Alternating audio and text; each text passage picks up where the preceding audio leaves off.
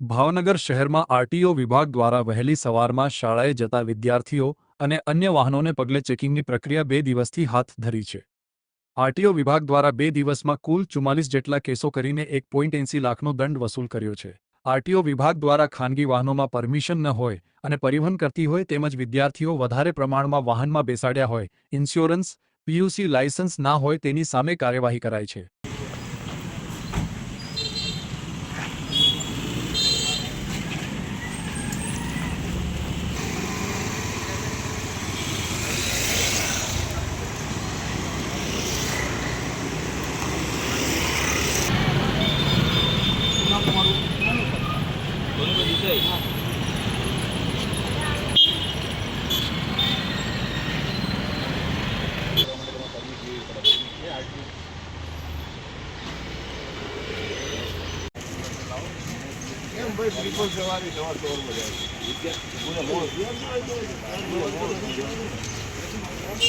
Hello મિત્ર, આજે આપણે આવી ગયા છીએ અમન સ્વિચ ગેરમાં રફીકભાઈ પાસે। તેમની મુલાકાત લેવી।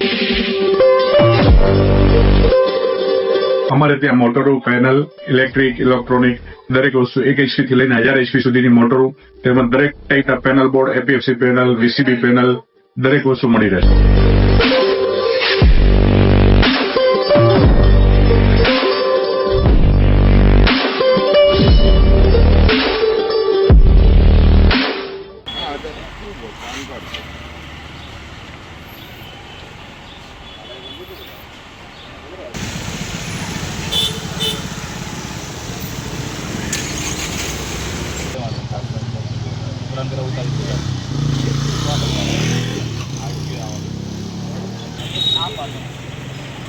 તમે કેમ બાંધો છો? અહીંથી બાંધો, અહીંયા પેટમાં પેટ બહાર આવે એટલે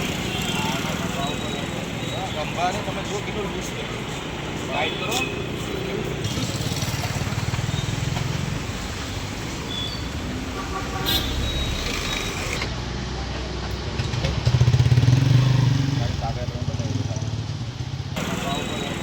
ગંભાને તમે જો કેટલું લૂઝ છે, ટાઈટ કરો।